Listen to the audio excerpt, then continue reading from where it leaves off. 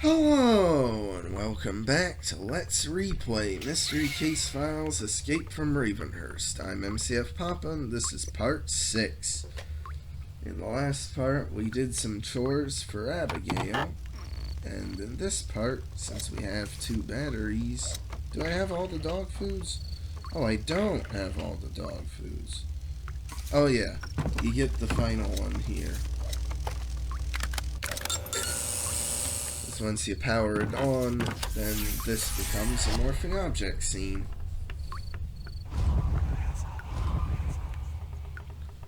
And there's even some name brand Campbell's soup here. I really doubt Campbell's paid to advertise in that section there. And that's a real, like, flower. That's like the King Arthur flower or something. There. I really doubt either of those companies even knows this game exists, though. So I don't think Big Fish Studios got into any trouble, you know, for like using their likenesses without their consent, especially in a game where you're like finding a bunch of, when you're going through this demented guy's mind and doing a bunch of horrible chores for him.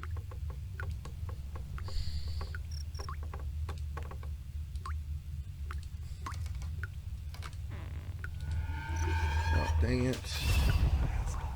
Fortunately, the, like, orbs go right back, and there's an animation of them going back, so you know where to look for them, to click them right away if you're paying attention. Something, though, I'd just like to point out is how reused items are in this scene. Like, there's this, like, arrangement of cans with Campbell's soup and such, and then the other cans, and that was, like, modeled and put in the scene there, and then rotated for a different angle there, and then rotated for a different angle there. Same with, like, this shelf with the jars and that, which was put up there.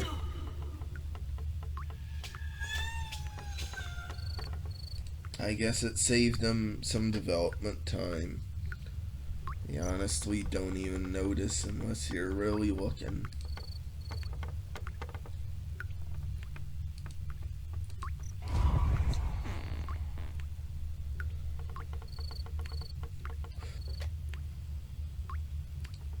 There it is, finally. Sheesh.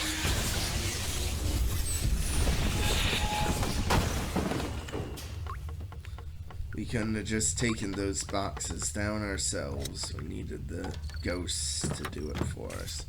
Now, do you remember the order?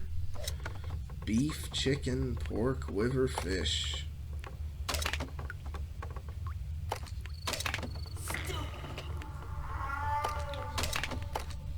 I don't know why, of all things, that stuck with me over the years. And I also don't know why you can collect the beef when it's already in the right spot. But you can. I don't know what, like, the green mist that billows out of doors and such when you open them is supposed to be in this game. I guess it's just to look creepy.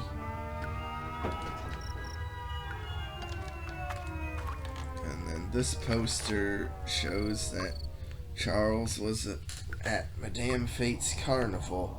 So, now this, I wonder if it's kind of retconning the ending of Madame Fate, like where Charles kills Madame Fate.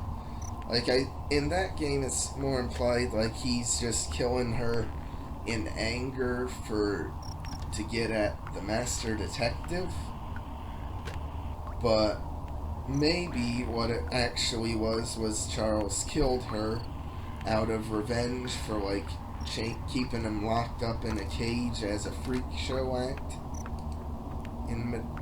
at the carnival. Maybe. And there's the 3-headed beast sign reused from Madame Fate. And then there's also the thing back there reused from the shooting gallery. No, not the shooting gallery, the photo booth. Which is really weird given that the photo booth only shows up once in that game, that they chose to reuse the scene from there. But they did. And there's a lock. So, with the water heater, though, powered on, we can go to the sink and turn on the faucet. And there's the code for the lock.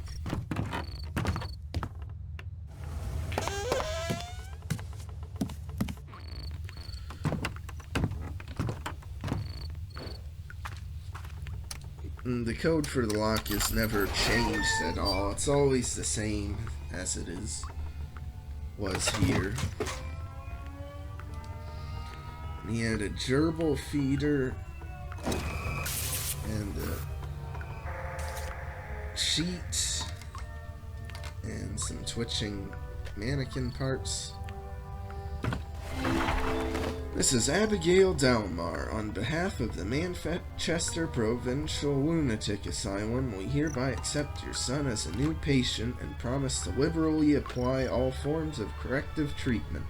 As per your wishes, we agree that Charles shall have no knowledge of or interaction with his father, who also resides within our custody. Sincerely, Dr. Robert Lanswell.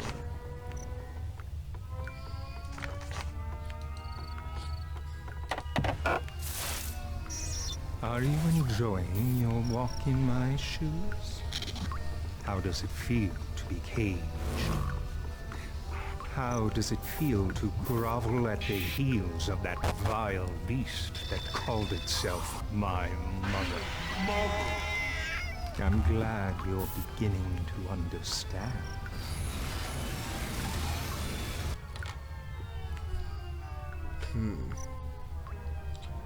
Oh, there's rats scurrying around here, too. Huh. That's a nice little detail. A letter sent from a lunatic asylum in Manchester confirms information I've seen in the past regarding Charles Delamar's admission to a mental institution. What's new, however, is the bit about Charles's father being a patient in the same facility. Who was Charles's father? Did Abigail have him committed as well? And what does this have to do with the missing persons case in Blackpool? I'll wager my captor is excited to make me walk a bit further in his shoes to find out. Yeah, whatever Big Fish Studios' plans for Charles's father were, I don't think they were, like, what actually ended up happening with Alistair Dalamar.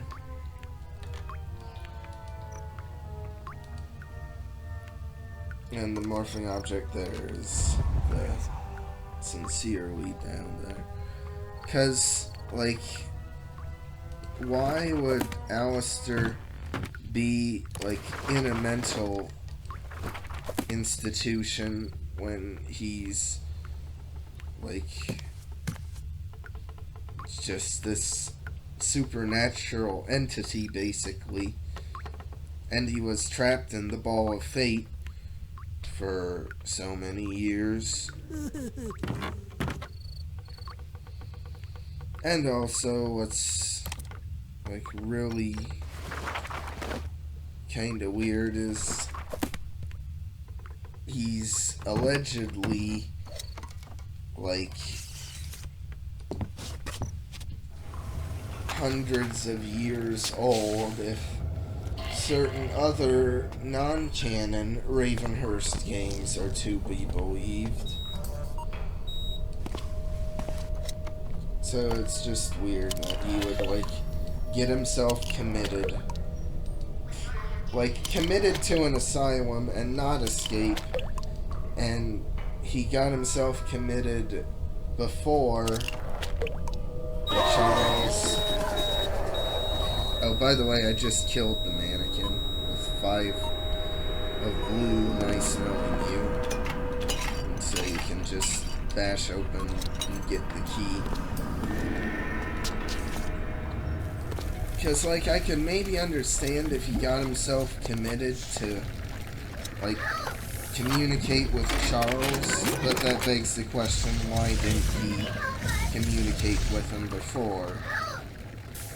So it just raises a bunch of questions that I don't think would have been problems if Big Fish Studios actually had made more Mystery Case Files games and continued the story themselves. Like, they probably had their own ideas for what to do that weren't carried over to the other games.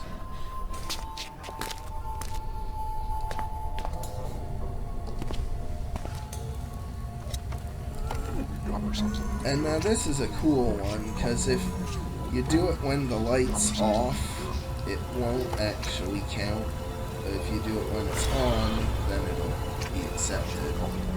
So there are a few that of the door tokens that need you to be creative, but most of them are just super basic things.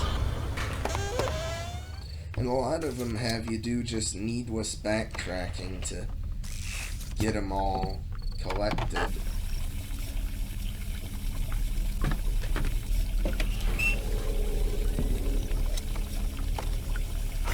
Some would say they're padding, even.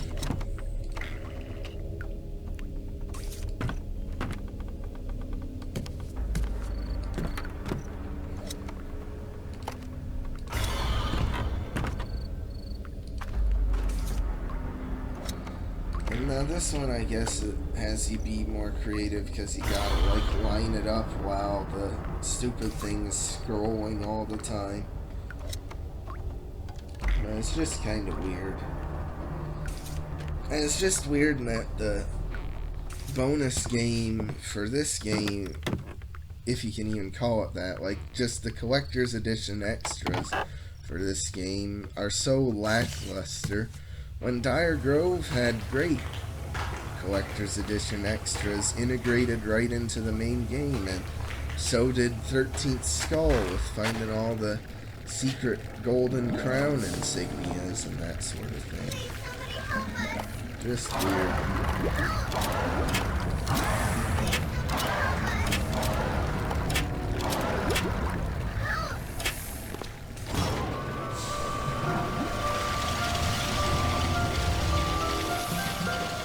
Mother, it's happening to me too.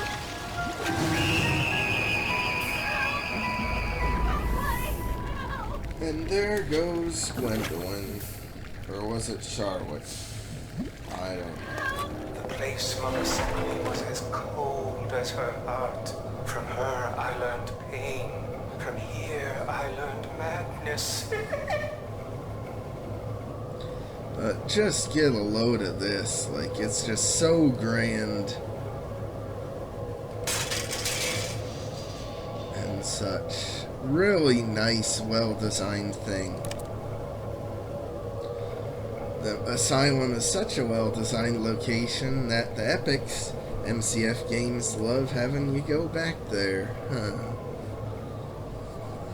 Like peeling back layers from a rotten onion, the wonders of this underground nightmare continue to evolve and tell the unsettling tale of my captor's existence. I now find myself shin-deep in snow outside the gates of a towering representation of a mental hospital, no doubt meant to mimic the place that imprisoned my host many years ago. High above, I can make out the piping and spouts exuding a continuous flurry of man-made snow, whose presence delivers the final brushstroke to a chilling portrait. I have little choice but to find a way inside and unlock another closet containing Charles Dalamar's emotional belongings. Do they mean emotional baggage there? I don't know. I don't remember so many weird things in this journal. Maybe it's been a while since I actually read through it properly. I don't know. There's a mannequin, but can't get to its arm to flip the switch. And now there's an eye that follows you around somewhat here. That's creepy, ain't it?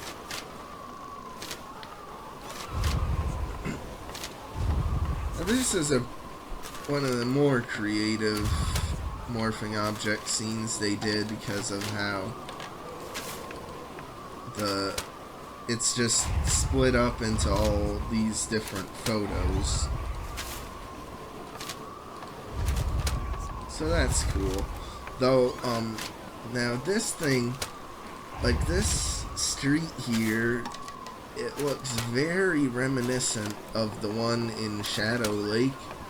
I wonder if, like, that image there was used as a basis for the downtown in Shadow Lake. Or maybe it was actually an early version of the downtown they were designing themselves and they threw it in as, like, a little teaser or something. I don't know.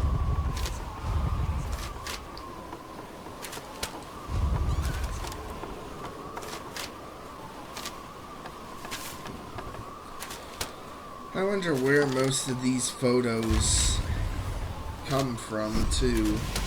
Like, I assume they're just random, like, public domain images they could get their hands on for free or at least very cheap. Yeah. This time the ghosts really used their power and just burned the whole mannequin's hand off. Although one thing with how good most of the graphics in this game look, like this swinging door here just looks awful. Because it doesn't have any depth to it, you know? Like from this angle you would see like the side of the door, but it's just this flat image.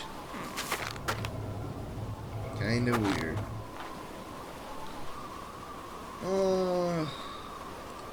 Let's find something old. And creepy child peeking through the windows, but we will go in to the asylum in the next part. So like and subscribe if you want. I'll see you then.